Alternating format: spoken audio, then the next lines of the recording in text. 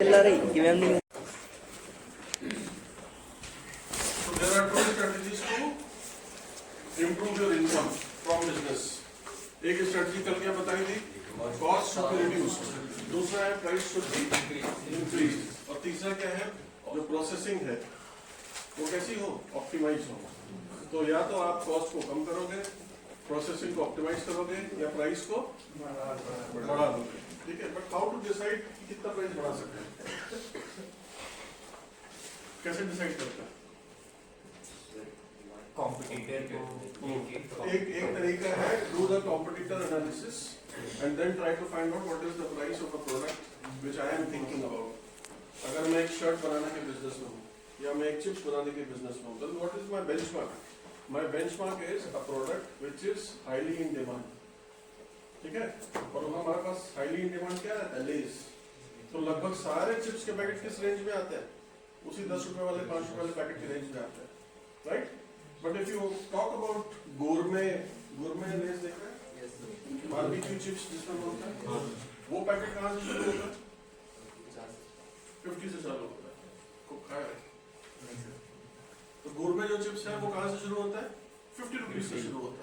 तो कैसे ये पता लगा कि गोरमेट चिप्स को हम 50 की प्राइसिंग स्ट्रेटेजी पर रखें? व्हाट मेड मी थिंक, मेरे पास ऐसी क्या इन्फॉर्मेशन आई होगी कि इसको 10 रुपए वाले चिप्स में अगर हमको अलग करना है, if we want to earn some extra money, तो इसको इस वाले ब्रांड में न रख करके इसकी ब्रांडिंग, इसकी पोजिशनिंग चेंज करनी है, how to design that packet, उसको कितने से फिल करना है, what about taste, and then decide the price.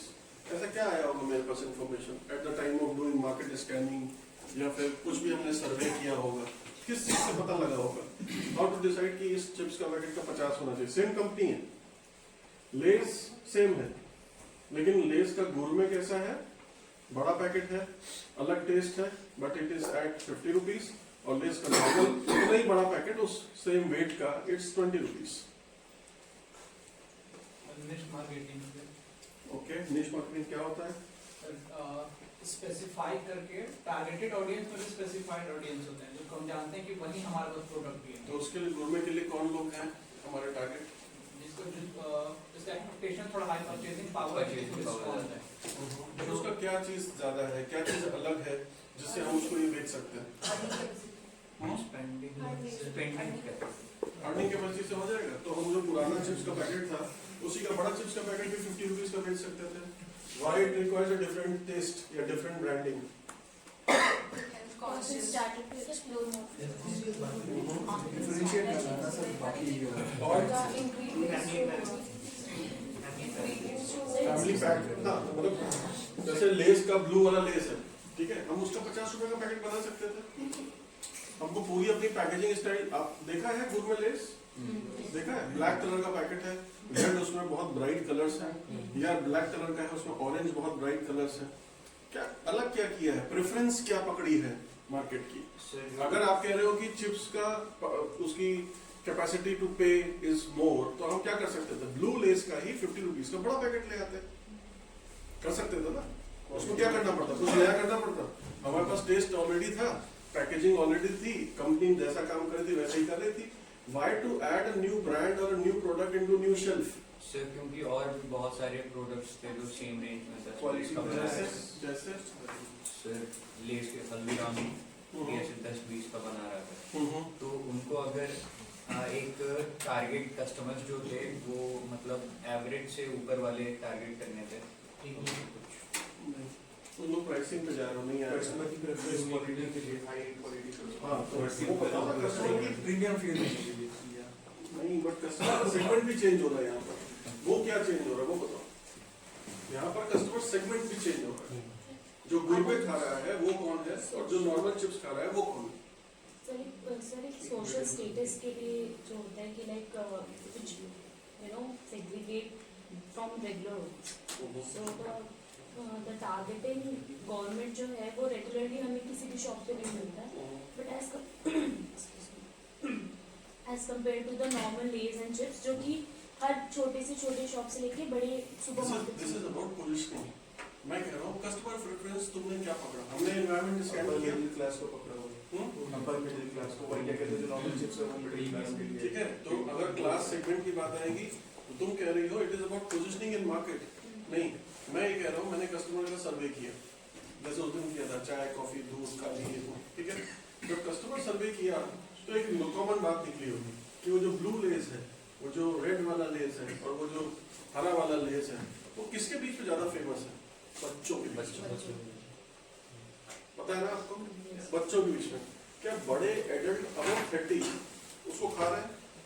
शायद नहीं। कब खाएंगे? थोड़ा प्रीमियम हो और थोड़ा टेस्ट में कौन कौन से टेस्ट उसमें लॉन्च हुए? बारबेक्यू। तो ये बारबेक्यू वाला जो टेस्ट है ये कहाँ जाता है, किस जगह जा रहा है, ये किनकी प्रेफरेंसेस को फुलफिल कर रहा है?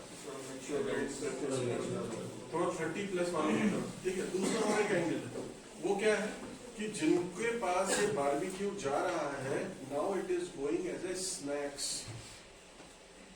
डिफरेंस समझ में आया? मतलब आप नट क्रैकर खाते थे, आप नाचोस खा रहे हो, आप जो टॉर्टिलास है वो खा रहे हो, जो ट्रायंगल मैड एंगल और ये सब, उसके साथ में इसको बराबर में देखो प्लेस किया, ठीक है। और उसकी टॉर्टिला मैड एंगल की जो रेट है वो क्या थी? वो थी 50 रुपीज, ठीक। तो आपने किसके किसके बगल में अपना पैकेट शिफ्ट किया? चिप्स के बगल में नहीं शिफ्ट किया, आपने एक स्नैक्स, बेटर स्नैक्स का एक ऑप्शन दिया, जिसका आलू का ही स्नैक्स है, लेकिन उसका टेस्ट कैसा है? एक नए टाइप के टेस्ट के साथ। ये टेस्ट कहाँ से आ रहे हैं? कई बच्चों के बीच में टेस्ट पाए जाएंगे, कई बच्चों के बीच में जाएगा ये फ्लेवर्स नहीं जाएगा। कहाँ जाएगा? एडल्ट पॉपुलेशन के बीच में जाएगा। तो आपने अपनी पोजिशनिंग कहाँ करी? सेगमेंट कौन है आपका? अपर मिडिल क्लास, और उसमें भी कौन? एडल्ट। कौन एडल्ट?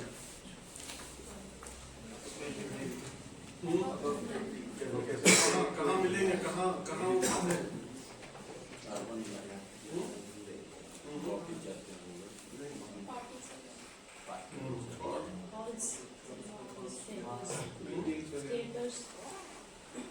मीटिंग में नहीं चलता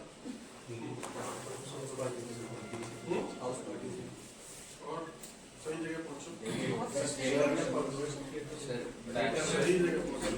तुम लोग जानते हो, बोल थिएटर में बोलो बोलो। चाणक्य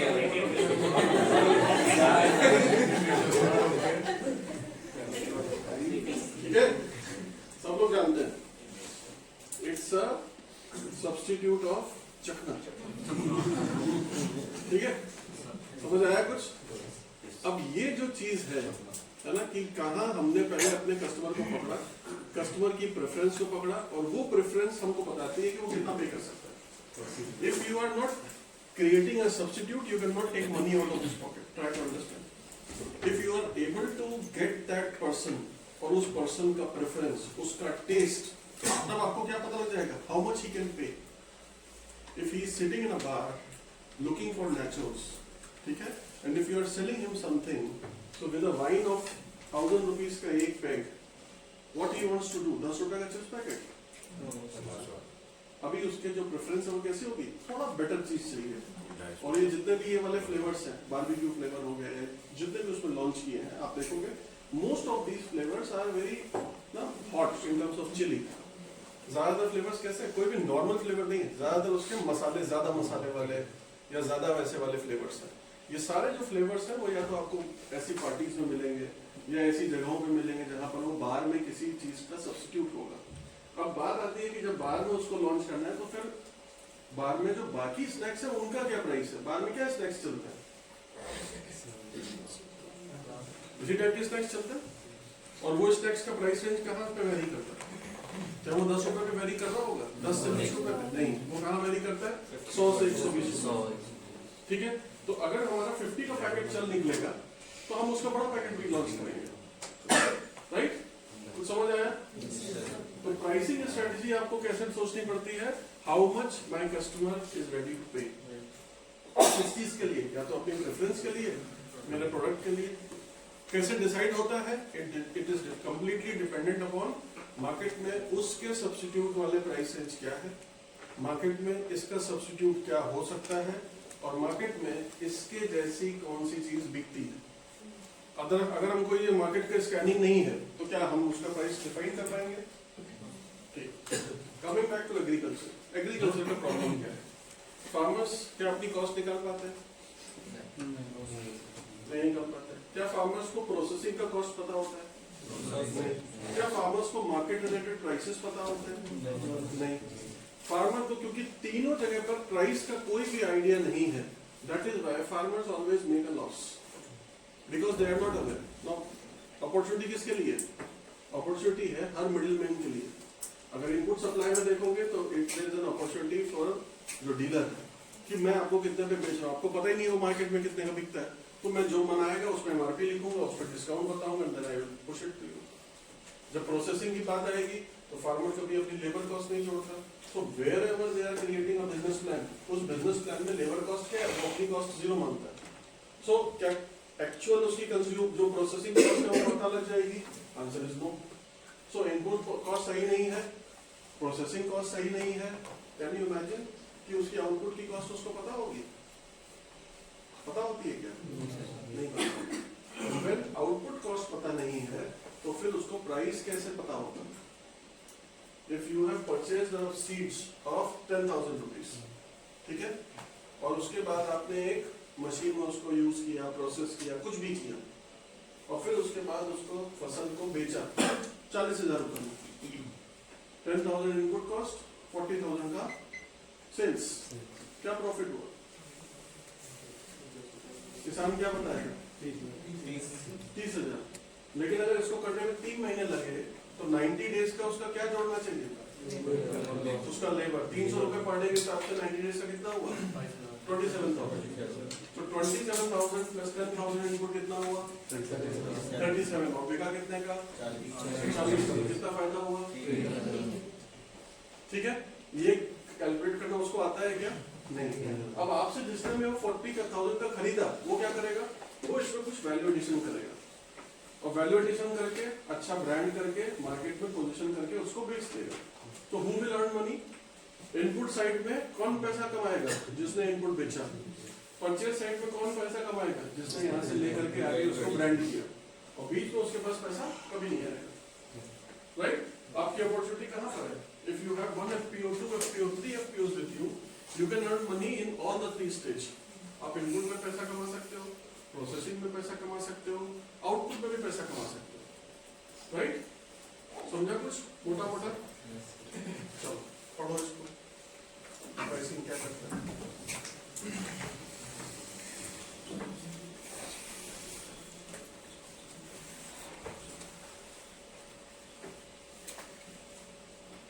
ठीक है, मार्केट की कंडीशन पता होनी चाहिए, मैन्युफैक्चरिंग कॉस्ट पता होना चाहिए, मार्केट प्लेस पता होना चाहिए।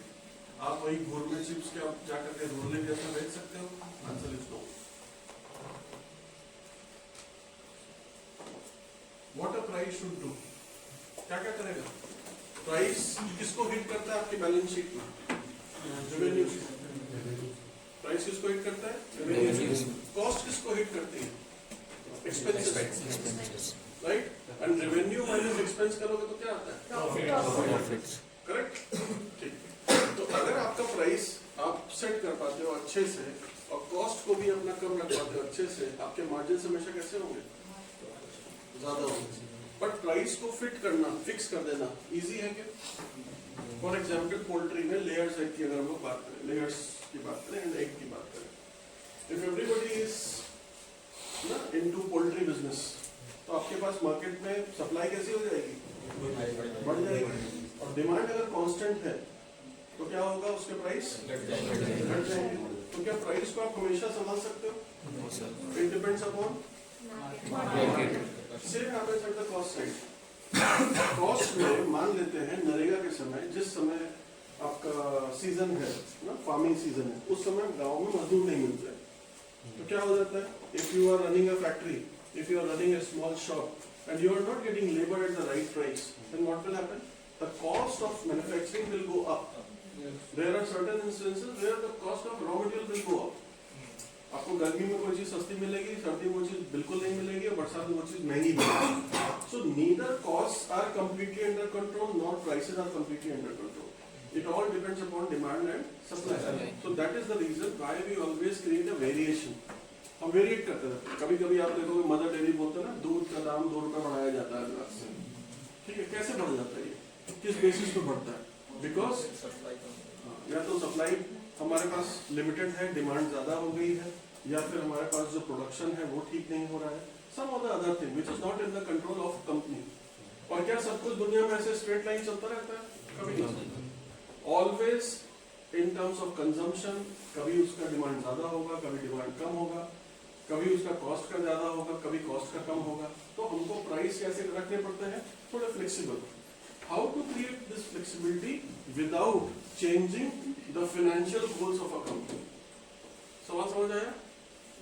How to fix a range of my price without changing the financial goals. मेरी कंपनी का इस बार फाइनेंशियल गोल है that my profit should come at 20%। ठीक है, 20% profit and I am doing a business of 100 crores। 20% profit कितना हुआ? 20 करोड़ हमको कमाना है। 20 करोड़ की कमाई आप इस साल के एंड में मुझे करनी। मेरी प्रॉफिटेबिलिटी कितनी होनी चाहिए? 20 करोड़। अब वापस पीछे काम करो। 20 करोड़ में साल भर में कितने यूनिट्स हम क्रिएट करेंगे? समझ आया कुछ? मान लेते हैं 20 करोड़ यूनिट क्रिएट करेंगे। अगर 20 करोड़ यूनिट क्रिएट करेंगे, प्रोड्यूस करेंगे, तो हर यूनिट पर कितना पैसा हमारे प्रॉफिट आना चाहिए? 1 करोड़। अब मान लेते हैं सीजन में प्राइस फ्लेक्सिबल है और हमको यहाँ पर क्या करना पड़ रहा है? डिमांड ज्यादा हो गई, तो हम किसी यूनिट पर कितना प्रॉफिट मार्जिन बना लेंगे? 2 रुपए। कभी कभी जब हमारी डिमांड कम हो जाएगी और हमको फिर भी माल बेचना है तो हम क्या कर लेंगे? 50 पैसे। तो 2 रुपए करने के लिए क्या हम प्राइस बढ़ा दें? क्या करें? और क्या कर सकते हैं?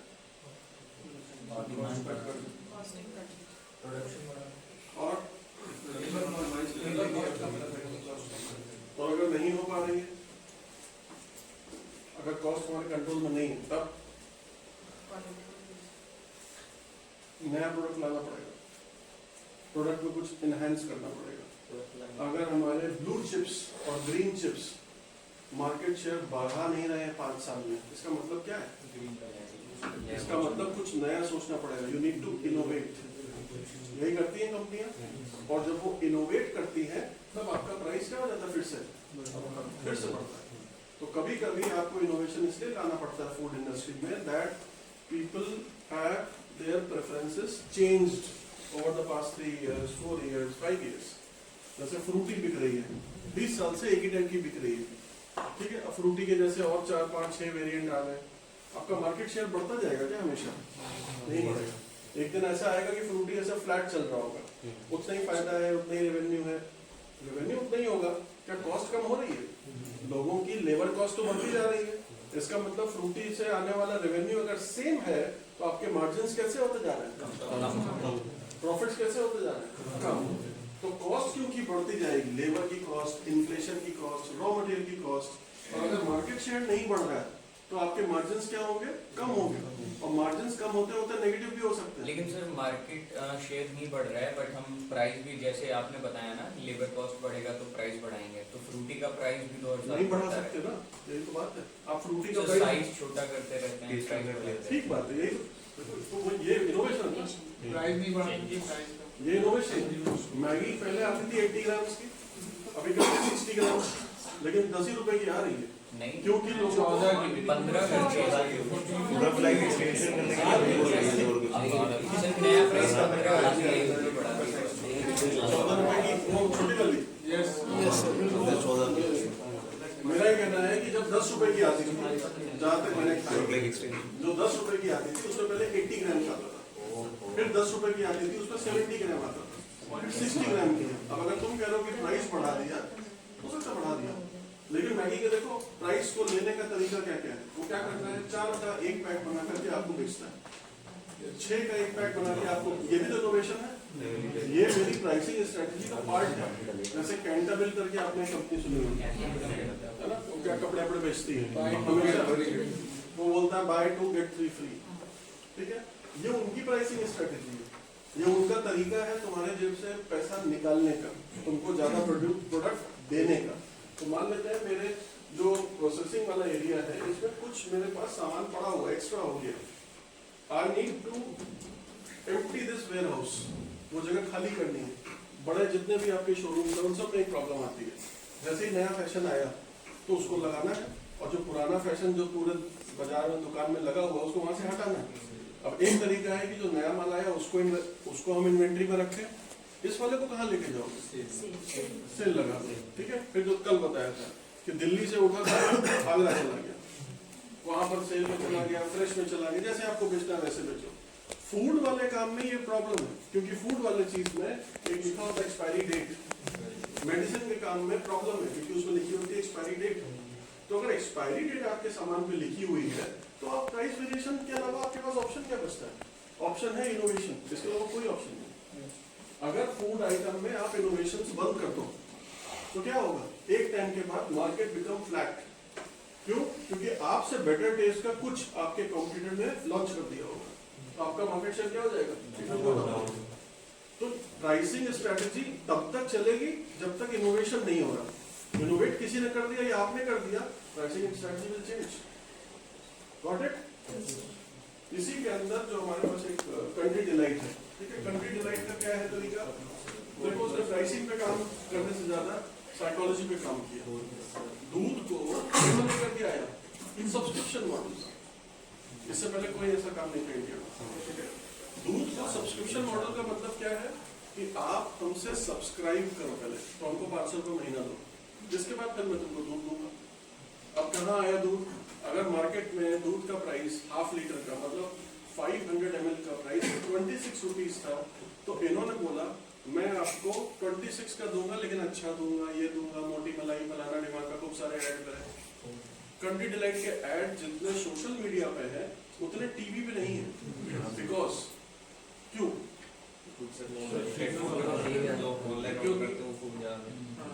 जो ऑनलाइन ऑर्डर करेगा वो वहां पर मिलेगा, तो उसकी जो कैटेगराइजेशन है, जो सेगमेंट है, कौन है लेने वाला, जो हेल्थ कॉन्शियस है, कौन है लेने वाला, जो प्योरिटी कॉन्शियस है, पढ़ा लिखा लोग, ठीक है। लेकिन पढ़े लिखे लोगों के साथ दिक्कत है, डिटेलिंग में नहीं जाते। तो 500 ml की जगह उसने बेचना शुरू किया 450 ml,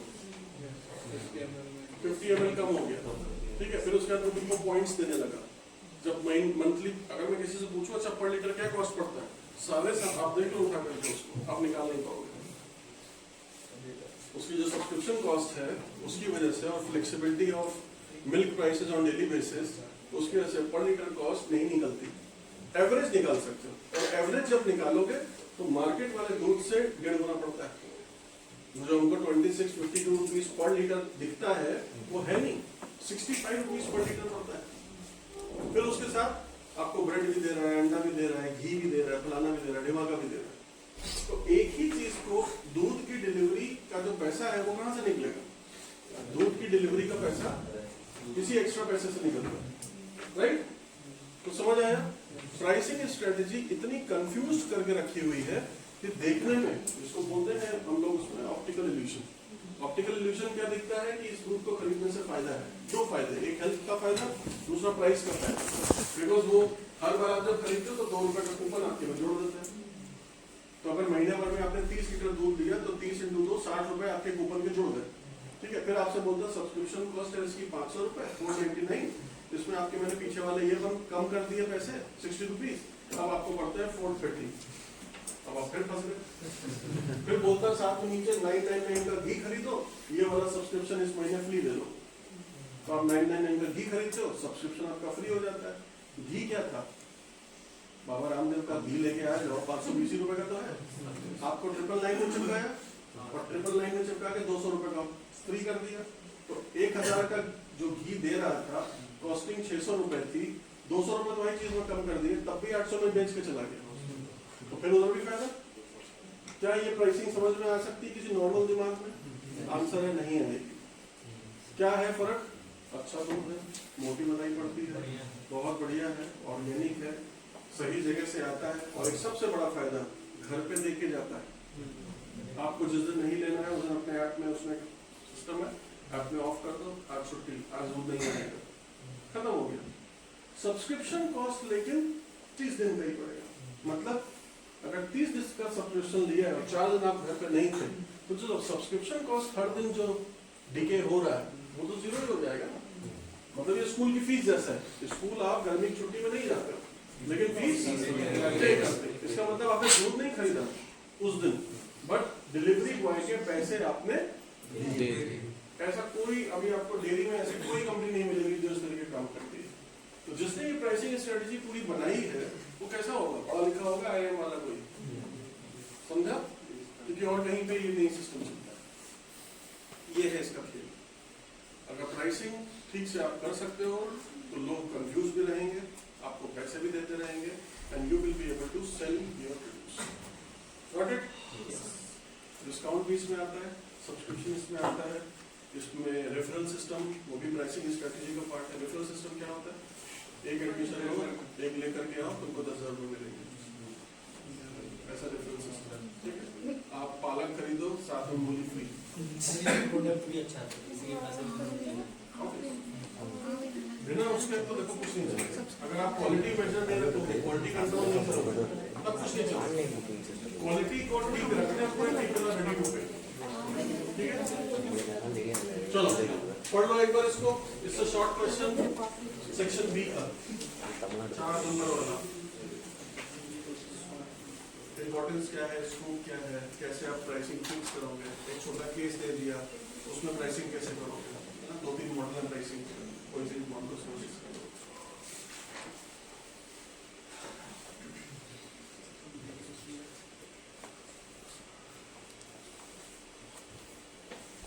ठीक है, कैसे निकालते हैं profit upon cost price into 100। Profit कैसे निकालते हैं? Sales price minus cost price. अगर किसी चीज का ओवरहेड है, मतलब आप बेच रहे हो 200 रुपए का, कॉस्ट प्राइस है 100 रुपए की, लेकिन उसका ट्रांसपोर्टेशन चार्जेस 20 रुपीज है, तो सेल्स कॉस्ट प्राइस कितना पड़ा? 100 प्लस 20। मतलब ओवरहेड्स को जोड़ेंगे कॉस्ट प्राइस में और फिर सेल्स प्राइस से माइनस करेंगे, then you will get profit. Right? तो अगर एग्रीकल्चर की बात करेंगे तो कॉस्ट प्राइस में क्या जोड़ेगा? Labour cost. ओवरहेड्स में कुछ और है। मान लो आपने लोन लिया, लोन रेंट हो गया, आपने लोन लिया, लोन का EMI जाना है, लोन का इंटरेस्ट पे करना, ये सारी क्या है आपकी कॉस्ट, ओवरहेड्स, प्रिंटिंग कॉस्ट हो गई। ठीक है,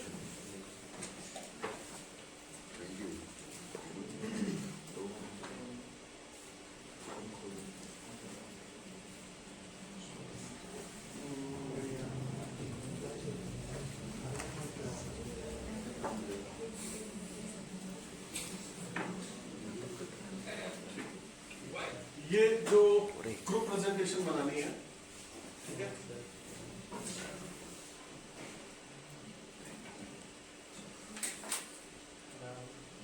जो ग्रुप प्रेजेंटेशन बनानी है उसमें से कुछ एलिमेंट्स यहाँ से निकालने हैं।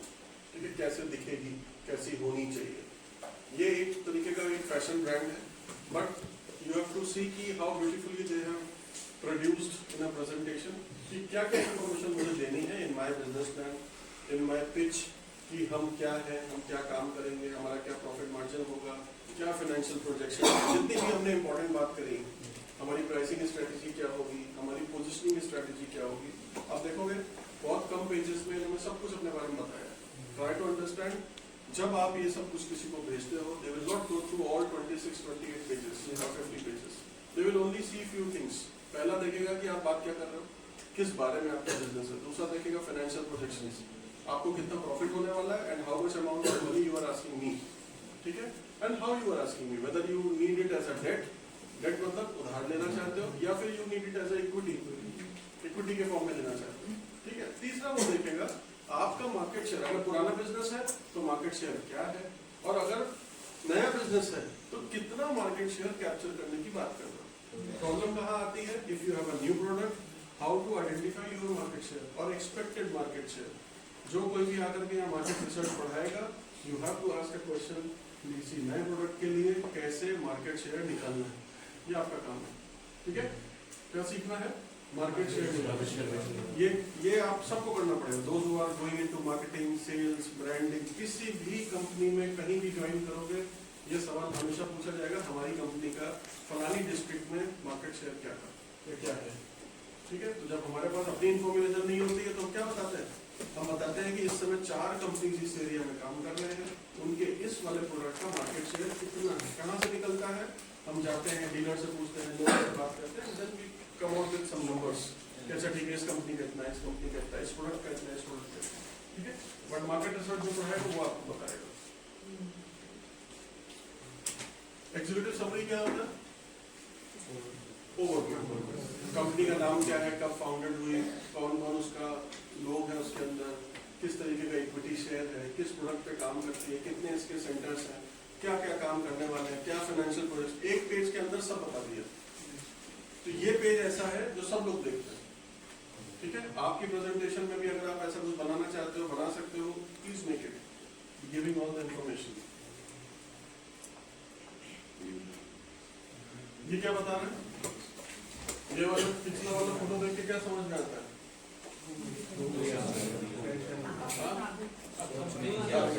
टारगेट कौन है? अगर मैं पूछूं अर्बन की रूरल, अगर मैं बोलूं मेन की वुमेन, अगर मैं कहूं एज ग्रुप बताओ, अगर मैं पूछूं उसकी जो परचेजिंग पावर है वो बताओ, 500।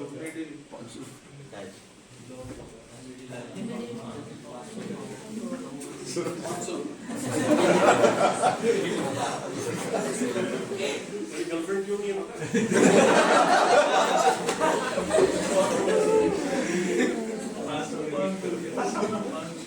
छोटा सोच,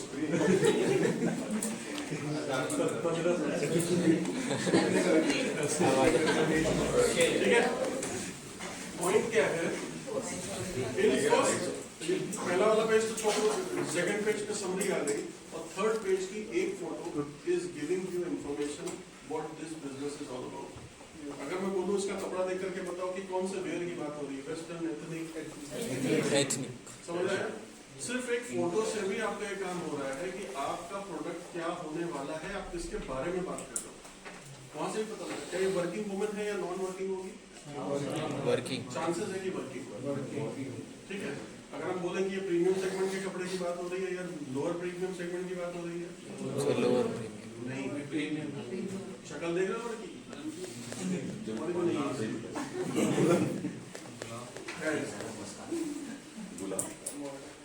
ये क्या है, आप देखो किस बारे में है, ट्रेडिशनल के साथ आप बात कर रहे हो, एज ग्रुप की, यही एज ग्रुप सोचा था आपने। देखो अगर प्राइस की बात करोगे तो 1000 से 1500, एस्पिरेशनल येट अफोर्डेबल। अगर आप ये सारी बातें देख करके यहाँ वाला जो बात है, अगर इसको पढ़ोगे तो क्या पता लगता है, only 21% of India's women apparel market is branded.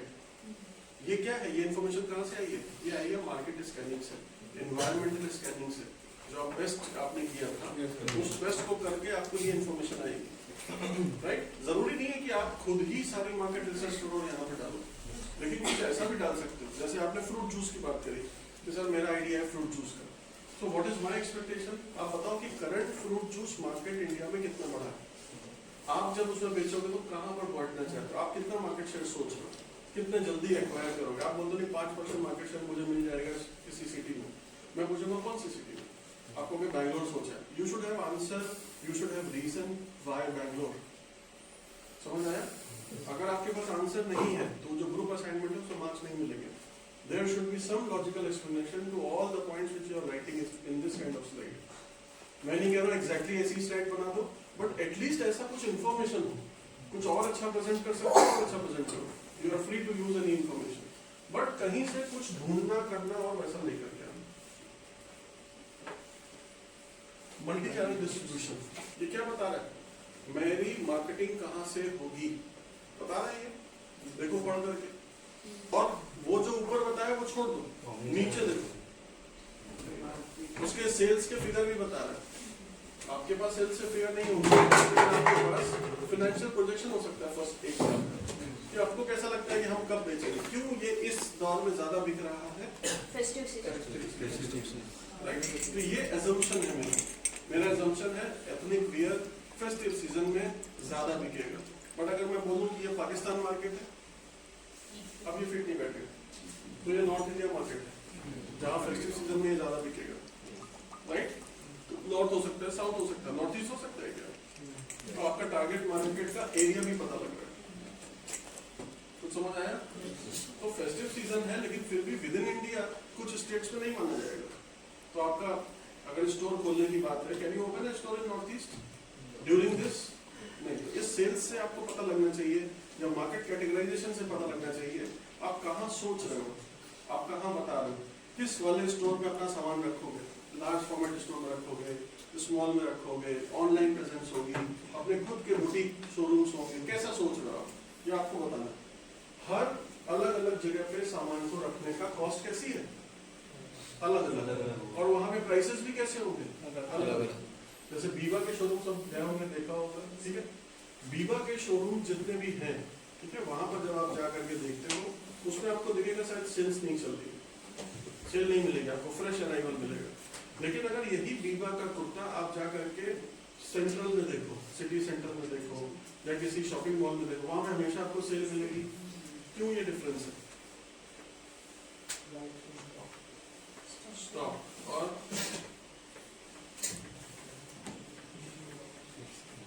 दूसरी पर्टिकुलर मॉल में हर टाइप के लोग आते हैं ऐसे विजिट करने, तो वो सेल competition। देखती है।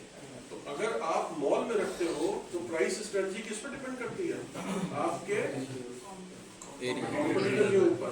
लेकिन अगर आपका बुटीक है तो प्राइस किस पर डिपेंड कर रहा है, कस्टमर। अगर मेरे बंधे हुए कस्टमर हैं जो फ्रेश अराइवल लेने के लिए मेरे पास आते हैं और मेरे बुटीक में ही आते हैं, तो मेरी स्ट्रेटजी हमेशा क्या होगी, फ्रेश अराइवल में नया से नया मैं रखूं, ठीक है, because they are coming to me with the expectation कि उस मॉल में वो नहीं मिलेगा जो यहाँ मिल जाएगा। बुटीक का जो बिजनेस है वो कैसे चलता है, I am giving to something जो किसी के पास अभी नहीं है। तो अगर वो चीज वहां पर भी अवेलेबल है तो आप बुटीक को पूरा प्राइस नहीं ले पाओगे। लेकिन if something is new arrival तो आप उससे ज्यादा प्राइस ले सकते। समझ आया कुछ? टीम की क्या खास बात दिखाई देती है? बिजनेस किससे रिलेटेड है? फैशन। क्या बिजनेस को करना पड़ेगा जिससे उसकी सेल्स बढ़े? ब्रांडिंग अच्छी करनी पड़ेगी, प्रमोशन अच्छा करना पड़ेगा, स्ट्रैटेजी सही बनानी पड़ेगी। ये जितने पढ़े लिखे हैं इसमें देखो ये फैशन में है, बाकी सारे लोग देखो किस तरीके के, कोई फाइनेंस का मिलेगा, कोई ऐसा मिलेगा जो मार्केटिंग का, ब्रांडिंग का, पोजीशनिंग वाला सीनियर आदमी। अगर तुम्हारा बिजनेस, जो हम कल भी बात करते हैं, अगर आप शहद का बिजनेस करना चाहते हो बट शहद कैसे बनता है ये नहीं पता, तो क्या वो बिजनेस करना चाहिए? नो। क्यों? पैसा लगा तो दूसरा बनाएगा शहद, कर सकते हैं ऐसा कि नहीं? गौतम अडानी को तो नहीं आता है ना पाम ऑयल निकालना, फिर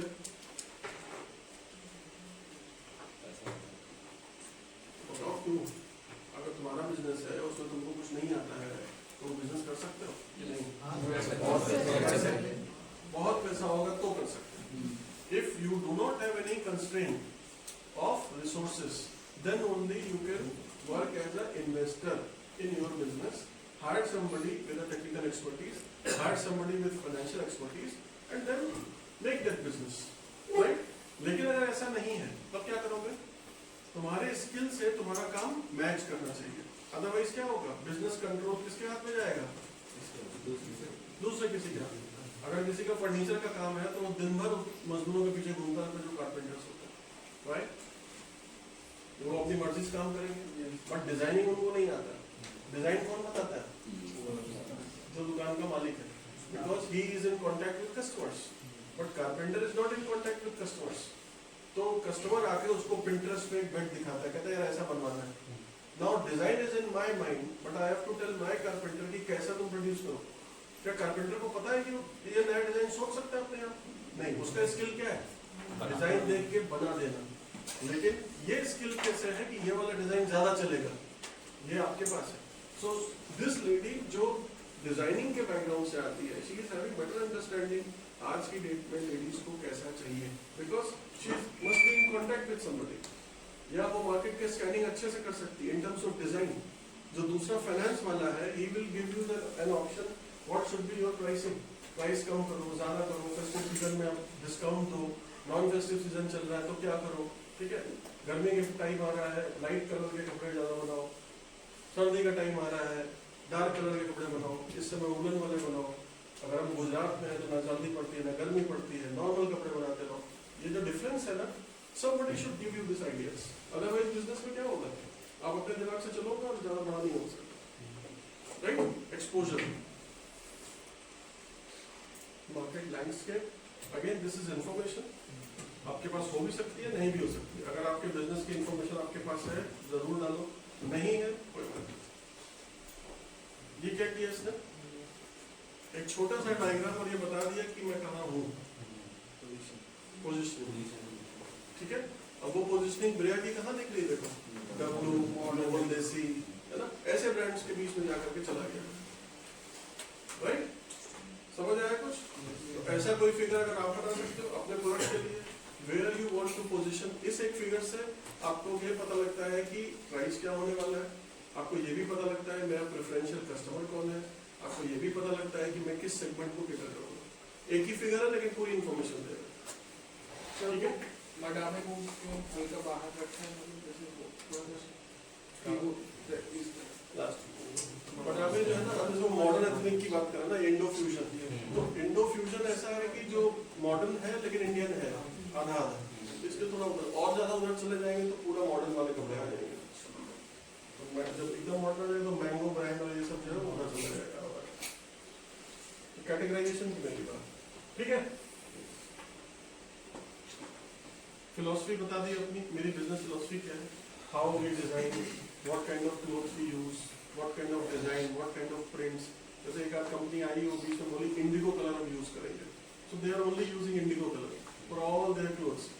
कोई कंपनी आएगी हम सिर्फ लिनन यूज करेंगे, तो इन टर्म्स ऑफ क्लॉथ का क्वालिटी हम यही यूज करेंगे। तो अब जैसे कोई फ्रूट जूस कंपनी है, राइट, और वो फ्रूट जूस बोलती है we will only make fruit juice for diabetic people, अब उसकी यूएसपी क्या है, चीनी नहीं यूज करेंगे, हेल्दी ड्रिंक बनाएंगे, किसके लिए, डायबिटिक्स वालों के लिए। अब उनको मार्केट के किसी भी और से कोई मतलब नहीं। Why you should invest in us? Now this is something where you are attracting your potential investor. क्या बोलता है हमारे बिजनेस मॉडल में क्या डिफरेंट, ये सारी बातें आप देखोगे तो वो अपनी यूएसपी बताएगा, थोड़ी फाइनेंस की बताएगा, थोड़ी हम कैसे अलग करते हैं, हमारे ऑपरेशंस कैसे अलग हैं, how frequently we will give you reports, multi channel distribution कैसा है हमारा, हम कहाँ कहाँ किस किस चैनल में अपना काम करते हैं, डिजाइनिंग टीम हमारी बहुत क्रिएटिव है, तो हमारी क्या खास बातें हैं, हमारी टीम की क्या खास बातें हैं, how much you will earn out of us, कहाँ से निकलता है। हमारे बिजनेस प्लान वाले स्लाइड से आया ही, मेरे बिजनेस प्लान से बताता है कि 18 to 20% आपका ये मार्जिन है, मतलब अगर आपने मेरे पास 1 करोड़ रुपए लगाया तो how much you can expect, 18 to 20% earning before income tax.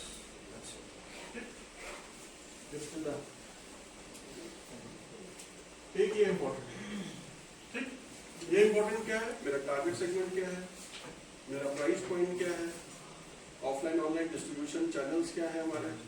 अभी जो हम पढ़ाएंगे आपको क्या बोला था, बिजनेस कैनवस, ये सारे 6 पॉइंट उसको निकल आएंगे आपको। तो एक ऐसा फिगर जिसमें या तो बिजनेस कैनवस डाल दो या ये डाल दो, दोनों चलेंगे, ठीक है। बाकी बहुत सारा काम नहीं कर पाओगे। ये टारगेट्स आपके बिजनेस प्लान, आप करोगे क्या, either you put this or something relevant or you can put an Excel sheet explaining कब करोगे, क्या करोगे, कितने साल का सोचना, एटलीस्ट 3 साल का मुझे प्रोजेक्शन चाहिए और 1 साल में क्या करोगे उसका। तो आधी स्लाइड में 1 साल का बता दो, आधी स्लाइड में 3 साल का प्रोजेक्शन बता दो, मंथली बता सकते हो, क्वार्टरली बता सकते हो, हाफ ईयरली बता सकते हो, समथिंग ऑफ दैट सॉर्ट। ऐसा दिखेगा फाइनेंशियल प्लान। ये आपको क्या देखना है, मेरे क्या क्या मेन पैसे खर्च करने हैं, मेरे क्या क्या रेवेन्यू स्ट्रीम्स हैं, दोनों का नीचे माइनस करके नीचे परसेंटेज मार्जिन निकाल देगा, कब मेरा प्रोडक्शन ज़्यादा है, कब मेरा सेल्स ज़्यादा है, ऐसा कुछ, ठीक है। ध्यान क्या रखना है, बिकॉज आपके सारे प्रोडक्ट्स आ रहे हैं एग्रीकल्चर की प्रॉब्लम है, input supplies is not through out the year. Input supply कब होती है, 3 महीने होगी, 2 महीने होगी, किसी 1 महीने होगी। तो इनपुट सप्लाई लिमिटेड है, प्रोसेसिंग अनलिमिटेड करनी है, और उसके बाद आउटपुट पूरी साल होना चाहिए। सो either you should have 2 or 3 variations, ठीक है। अगर आपके पास एक ऐसी मशीन है which is only producing 30 units a day, right, और रॉ मटेरियल आपने ले लिया पूरे साल का, प्रोडक्शन को बढ़ा पाओगे क्या, इसी बनेगा, मशीन पूरे दिन इस्तेमाल होगी तो कितने बनाएगी, 30। तो अगर आप बिजनेस एक्सपेंशन की बात कर रहे हो, after first year you have to increase number of machines then. तो purchase of machine should happen in the 13th month, तो वो कॉस्ट कहाँ जाएगी? मशीन को खरीदने में एक कॉस्ट आएगा नया, उससे क्या होगा? आपका बिजनेस का एक्सपेंशन होगा, प्रोडक्शन का ज्यादा होगा, एक्सपेंशन होगा। लेकिन एक मशीन अकेले आके काम करेगी क्या? नहीं। एक मशीन में मजदूर लगेगा, ऑपरेटिंग कॉस्ट लगेगी, वो सारी कॉस्ट भी कॉस्ट को बढ़ाएगी। उसके बाद क्या होगा? प्रॉफिट आपका बढ़ेगा? प्रॉफिट नहीं बढ़ेगा। क्यों? लेबर कॉस्ट भी बढ़ेगा। लेबर कॉस्ट बिल्कुल, सब कुछ मल्टीप्लिकेशन में बढ़ेगा। आपकी एक मशीन थी, ठीक है, और 30 यूनिट बनाती थी, एक कॉस्ट थी मान लेते 10, 2 मशीन होंगी 30 यूनिट बनाएंगी, अब कॉस्ट कितनी हो जाएगी? 20। 3 मशीन होंगी 30 यूनिट और बनाएंगी 90, अभी भी कॉस्ट क्या हो जाएगी? 30। तो क्या प्रॉफिट में फर्क आएगा? प्रॉफिट सेम रहेगा, 5% रहेगा। लेकिन पहली बार होगा 5% ऑफ 30 यूनिट्स, दूसरी बार होगा 5% ऑफ 60 यूनिट्स, और तीसरी बार होगा 5% ऑफ 90 यूनिट्स। इसका मतलब परसेंटेज सेम रहेगा, लेकिन पैसा क्या हो जाएगा? बढ़ जाएगा। तो अगर पहली बार आपका 30 यूनिट्स 3,000 रुपए की है तो उसका 5%, दूसरी बार 60 यूनिट्स होंगी 6,000 रुपए का 5%, और तीसरी बार 9,000 का 5%। तो इसका मतलब profit in terms of slab बढ़ेगा, लेकिन परसेंटेज नहीं बढ़ेगा। समझ आएगा? ठीक। कॉस्ट को कम कैसे करोगे बताओ? अगर हमारा यही है बिजनेस मॉडल, एक मशीन 10 रुपए कॉस्ट, 2 मशीन 10 रुपए कॉस्ट, 3 मशीन तब भी 10 रुपए कॉस्ट, सबके 10 आ रहे हैं। We are not sharing resource. It means what we should do, after 3 machines, 4th machine should be bought which can produce 100 per day. Got it? अगर 100 पर डे वाली आप मशीन खरीदोगे तो कहां से कॉस्ट कम होगी? Number of labours can be reduced, because एक machine में 4 लेबर रखते थे, 3 मशीन में 12 लेबर रखते थे, लेकिन जो 100 यूनिट पर डे बनाती है उसमें लेबर कितने लगेंगे? अब आया कॉस्ट का फर्क? इसका मतलब हम कैसे सोचते हैं, कब तक उसी एक मशीन से, उसी वैरायटी ऑफ मशीन से हम काम कराएंगे? जब तक मेरी लेबर कॉस्ट एक लिमिट तक नहीं पहुंचती। जब हमारे पास मार्केट में 100 यूनिट बिकने का तरीका हो जाए, हमको अपनी मशीन चेंज करनी है। समझ आया कुछ? एग्रीकल्चर प्रोड्यूस में भी ऐसे ही सोचते हैं। अगर हम एक वेयर हाउस बनाते हैं 1 मेट्रिक टन का, तो कितना पैसा लगेगा? किराए पे ले लें तो कितना पैसा लगेगा, मतलब कोल्ड स्टोरेज। और अगर हम 50 मेट्रिक टन का एक बार बनाए तो कितना पैसा लगेगा? अगर आपने 50 मेट्रिक टन का वेयर हाउस बनाने का सोचा, but you don't have that 50 metric ton, तो it's a loss to you. If you have purchased the machine on day 1 which can produce 200 units per day, but there is no demand in market for your product, again it's a loss to you, because if machine is not producing 200 units per day, you are getting some loss, क्योंकि machine का पूरा खर्चा जाएगा, उसकी EMI देनी पड़ेगी next month से, मजदूरों का पूरा पैसा जाएगा, उनको भी पैसे पूरे दिन से देने हैं, रॉ मटेरियल आपके पास बना रखा हुआ है, उसके भी पूरे पैसे आप दे चुके हो, मार्केट पे काम नहीं हुआ है। तो क्या चीज पहले करना चाहिए, बनाना पहले शुरू करें या मार्केट पे पहले अपना डिमांड शुरू करें? तो क्या करोगे, पहले छोटी मशीन से ही शुरू करोगे, जब मार्केट में डिमांड हो जाएगी तब बड़ी मशीन खरीदोगे।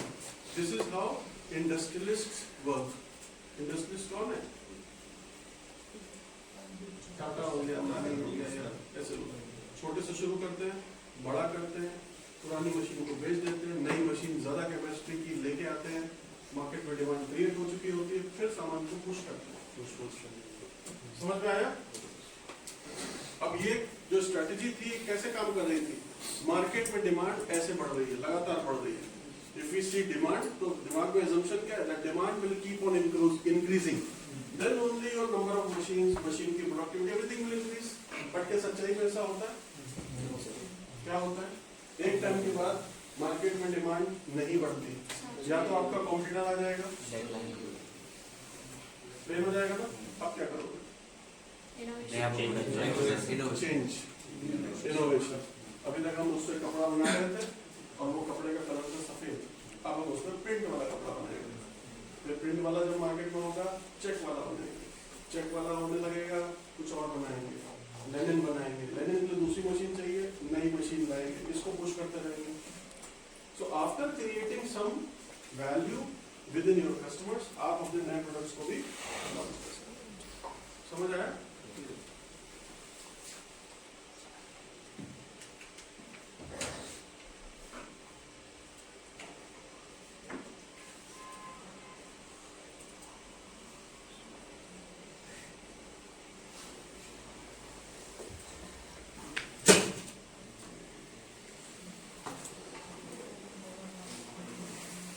ये है बिजनेस मॉडल कैनवस, ठीक है। और इसी एग्जांपल को यूज करते हैं अपना डायबिटीज वाला, ठीक है। तो वैल्यू प्रोपोजिशन क्या है? डायबिटीज और जूस ऐसा बनाना है जिसमें डायबिटीज वाले पी लें। तो वैल्यू प्रोपोजिशन क्या है? और हेल्थ हमारी क्या है? एक ऐसा healthy fruit juice option which is good for diabetes. Value क्या क्रिएट कर रहा है? ट्रस्ट, ठीक है। और health conscious, best alternative in the market, alternative in the market in terms of fruit juice. Normal जो डायबिटीज वाले लोग हैं उनके लिए there is no fruit juice, correct, but you are creating a value proposition that we care for you. किसके लिए? Diabetes वालों के लिए। क्या क्रिएट कर रहे हो? एक जूस दे रहे हो। कैसा जूस है ये? जूस है बट शुगर नहीं है, सो हेल्थ कॉन्शियस हो गए, ठीक है। अब अगर बात करते हैं segment, who can be our customer segment? तो पहला कस्टमर सेगमेंट आ गया हेल्थ से related, those who have diabetes, पहला हो गया, ठीक है। रूरल की अर्बन? अर्बन, क्योंकि अर्बन में डायबिटीज के केसेस ज्यादा है। अगर रूरल में है भी तो they are not able to detect, उनके पास वो मशीन नहीं है जिससे वो डिटेक्ट कर सके कि मेरा ज्यादा है शुगर लेवल या कम है। अगर हम बोले एज ग्रुप 30 से शुरू हो जाता है, डायबिटीज कैसे शुरू हो जाती है? 30 से। तो anyone above 30 can be our customer target अपना हो सकता है। मेल की फीमेल? बहुत हो सकते हैं। कैसे? जॉब करने वाले या घर बैठने वाले? बहुत हो सकते हैं। अगर नौकरी करने वाले लोग हैं तो नौकरी कैसी वाली करते होंगे? Desk job. और डेस्क जॉब किसकी ज्यादा होती है? एजुकेटेड। किसकी होती है डेस्क जॉब ज्यादा?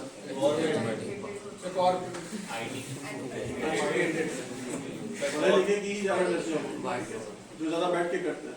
अगर मैं बोलूँ अच्छा इंडस्ट्री टारगेट करो तो कौन मिलेगा?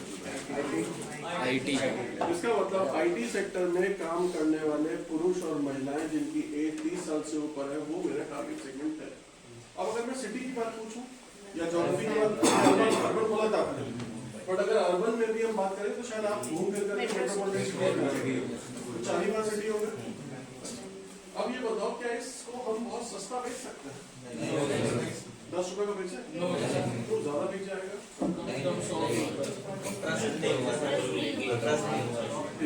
पहले सोचो मार्केट में अभी जो जूस बिकते हैं उनका प्राइस क्या है? अगर एक 300 ml की बोतल है या 200 ml की बोतल है तो कितने की मिलती है? जूस, नॉर्मल जूस 20 से 30, ठीक है। आप ऑल्टरनेटिव किसका दे रहे हो? Sugar free. क्या आप इसको 50 रुपए का बेचोगे? कोई खरीदेगा? उसको जूस का ही ऑल्टरनेटिव चाहिए, और जूस का ऑल्टरनेटिव क्या है? जूस। तो प्राइस कैसा होना चाहिए? उसी रेंज के आसपास, थोड़ा सा एक्स्ट्रा ले सकते हो क्योंकि आप हेल्थ की बात कर रहे हो, क्योंकि आप हेल्दी लोगों के लिए बात कर रहे हो। क्या रेंज चली गई आपकी? 20 से थोड़ा ऊपर, मतलब 25 से 35 रुपए के आसपास बना सकते। समझ आया? बॉटलिंग की अगर बात करो, प्लास्टिक का बॉटल या कांच का बॉटल?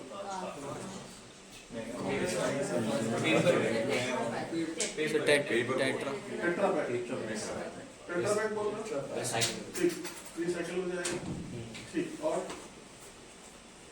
क्या कर सकते हैं सेगमेंटेशन में? पाइप, हाँ, मतलब हो गया। और सेगमेंटेशन में और क्या? ज्योग्राफी कर ली, जेंडर कर लिया, परचेसिंग पावर कर ली, फ्लेवर इसमें ला सकते हैं, सीजनल फ्रूट्स कर सकते हैं, फ्लेवर्स अलग ला सकते हैं। सेगमेंटेशन हो गया। अब सेगमेंटेशन के बाद आ गया चैनल। चैनल का मतलब कहाँ बेचोगे? जिम जिम के आसपास जिम जो जिम करता होगा उसको डायबिटीज नहीं होगा। हॉस्पिटल ऑफिस ऑफिस की वेंडिंग मशीन, कौन से ऑफिस? आईटी और कहाँ रहते, कहाँ होंगे ये लोग? सोसाइटी मल्टी स्टोरी बिल्डिंग्स में, उसके नीचे जो शॉप्स हैं वहाँ पर, और फार्मेसी फार्मेसी और मॉल्स में मॉल्स में कहाँ? मॉल में लगेगा?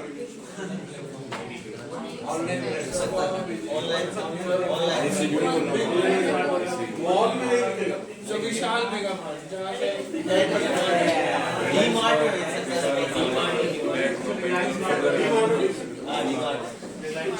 चैनल्स क्रिएट हो गए आपके कि कहाँ उसको मार्केट कर सकते हो। अब आता है कस्टमर रिलेशनशिप। कस्टमर रिलेशनशिप की क्या खास बात है? आपका कस्टमर अगर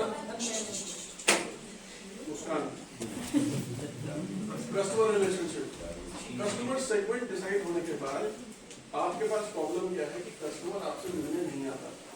कब तक? जब तक आपकी अपनी शॉप नहीं है। फॉर एग्जाम्पल जनरल स्टोर का मालिक जनरल स्टोर में बैठता है, so whenever customer is coming वो डायरेक्टली उससे बात कर सकता है, मिल सकता है, बोल सकता है, उधार पे सामान दे सकता है, कुछ भी कर सकता है। तो एक तरीके की हमारी और उसकी रिलेशनशिप क्रिएट हो जाती है। बट जब आप ऑनलाइन बेचते हो कोई रिलेशनशिप नहीं, जब आप मॉल में रखते हो कोई रिलेशनशिप नहीं, आप किसी और के शॉप में लगवा देते हो तब भी कोई रिलेशनशिप नहीं। How to create this relationship with this kind of product? कैसे करते हैं?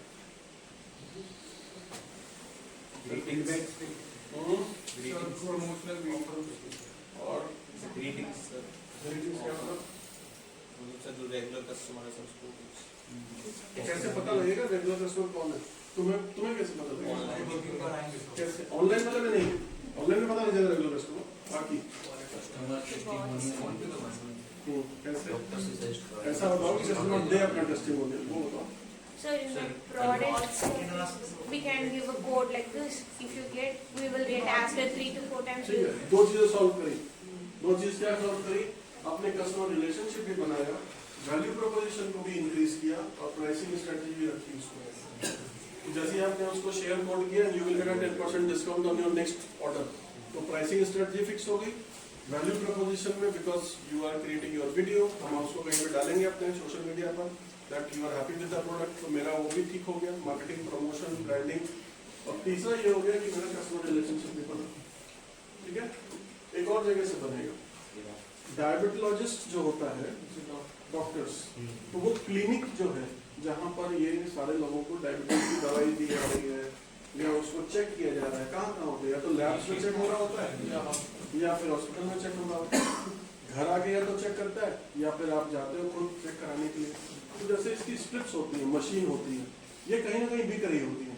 तो ऐसे मेडिकल स्टोर्स और ऐसे डॉक्टर्स जो इसका ट्रीटमेंट करते हैं या इसको डायग्नोस करते हैं, उनके पास से भी आपको अपना रिलेशनशिप ठीक रखना है। क्योंकि आपके लिए कस्टमर कौन है? वो भी तो है। अगर डॉक्टर रेफर करे ज्यादा तो क्या होगा? आपको फायदा होगा। तो एक चैनल आपका वो भी है और एक जगह रिलेशनशिप वो भी बनानी है। जिस तरीके से डिस्ट्रीब्यूटर होगा आपका, तो डिस्ट्रीब्यूटर एक डॉक्टर भी हो सकता है, डिस्ट्रीब्यूटर एक दुकान वाला भी हो सकता है, राइट? ये जितनी चीजें हैं ये सब करके आप क्या कर रहे हो? कमाई कर रहे हो। इसीलिए यहाँ पे रेवेन्यू स्ट्रीम्स है। ठीक है, इधर वाली जितनी चीजें हैं ये क्या है? कॉस्ट है। अब अगर आपको चैनल यूज करना है तो ऐसे चैनल, मतलब लेट अस से one of the channel is doctor वाला। ठीक है, तो आपको रिसोर्स में क्या चाहिए? डॉक्टर्स। कौन से डॉक्टर? Diabetologist, right?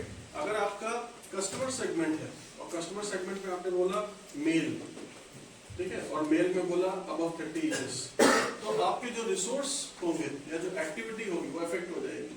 अगर फीमेल होगा तो दूसरी एक्टिविटी करोगे, मेल होगा दूसरी एक्टिविटी करोगे, दोनों होंगे कुछ और करना पड़ेगा।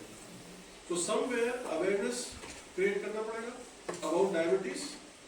तो कोई डायबिटीज डे होता है देश में, डायबिटीज डे वाले दिन क्या करोगे? अपना बड़े बड़े पैम्फलेट, बड़े बड़े होर्डिंग्स, बड़े बड़े प्रमोशन कराओगे। तो की एक्टिविटी में क्या किया? एक सबसे फिट आदमी को बुलाया, फीता कटवाया, उसको अपना ब्रांड एम्बेसडर बनाया। तो ये की एक्टिविटी, ठीक है। इस की एक्टिविटी करने के लिए रिसोर्स क्या चाहिए? थोड़ा पैसा चाहिए होगा, ब्रांड प्रमोशन के लिए चाहिए होगा। ये दोनों चीज करने के बाद पार्टनर कौन है? डॉक्टर पार्टनर है, ब्रांड एम्बेसडर पार्टनर है, हॉस्पिटल पार्टनर है, कोई ना कोई पार्टनर होगा, ये सारे पार्टनर होगा, राइट। और ये सारी चीजों को करने के लिए थोड़े पैसे खर्च करना पड़ेगा। नाउ इसमें से इसको माइनस कर दो, क्या आ जाएगा? प्रॉफिट। समझ आया? किसी कुछ पूछना है?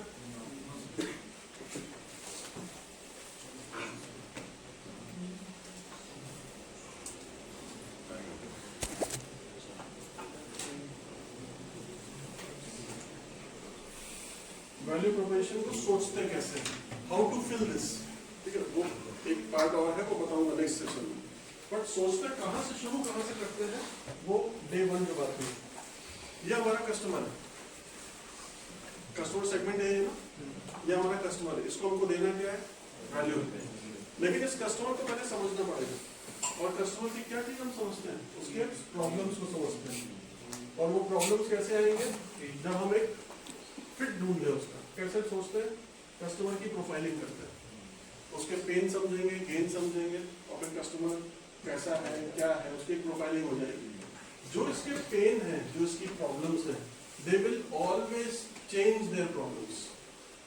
हमेशा हर कस्टमर उसकी जो प्रॉब्लम वो कैसी होती जाती है, चेंज होती जाती है। तो if you want to start a business, will you get into a business जहां पर इसकी चेंज की फ्रीक्वेंसी ज्यादा है, या जहां पर चेंज की फ्रीक्वेंसी कम है?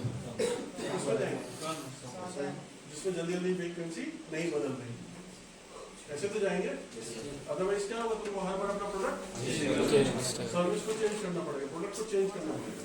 तो इसीलिए ज्यादातर बिजनेस आपके कैसे वाले बिजनेस को पकड़ते हैं, जहां पर आप अपने प्रेफरेंसेस बार बार नहीं बदलो। तो मैगी मसाले का टेस्ट क्या चेंज हुआ बहुत ज्यादा? नहीं। इसीलिए वो सबसे हिट प्रोडक्ट है। क्या उसमें हर दिन कोई इनोवेशन हो रहा है? नहीं। सिर्फ किस चीज में चेंज करना है? प्रमोशन में, प्राइसिंग में। इसके अलावा बीच में कुछ भी चेंज है? कोई चेंज नहीं। तो सबसे ज्यादा प्रॉफिट बनाने वाला अगर वो प्रोडक्ट है, इसीलिए है बिकॉज कंपनी का कोई पैसा ना तो रिसर्च में जा रहा है, कंपनी का कोई पैसा ना तो इनोवेशन में जा रहा है, कंपनी का कोई पैसा उसकी ब्रांडिंग में, रिटेलिंग में, मार्केटिंग में कहीं कुछ नहीं खर्च हो रहा। जितना खर्च होना है उतना ही हो रहा है, लेकिन हर बार क्या होता है, रिपीट कस्टमर्स आते जाते हैं।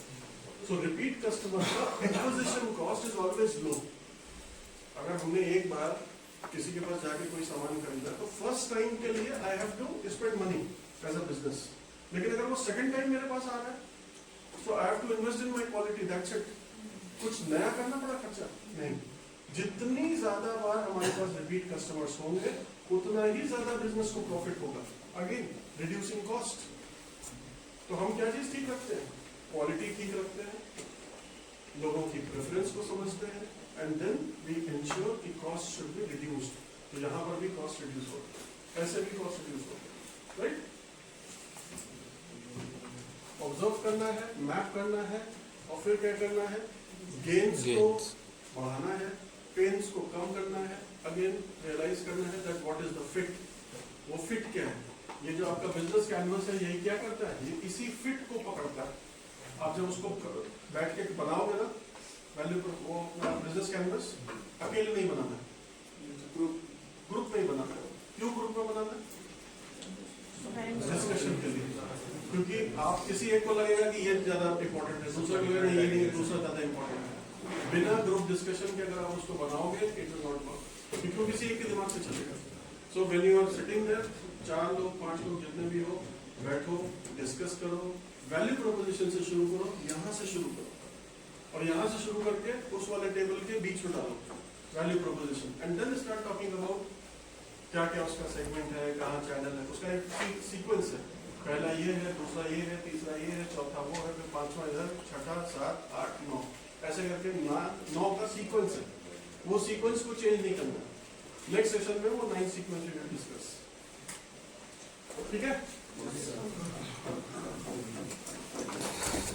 यशवंत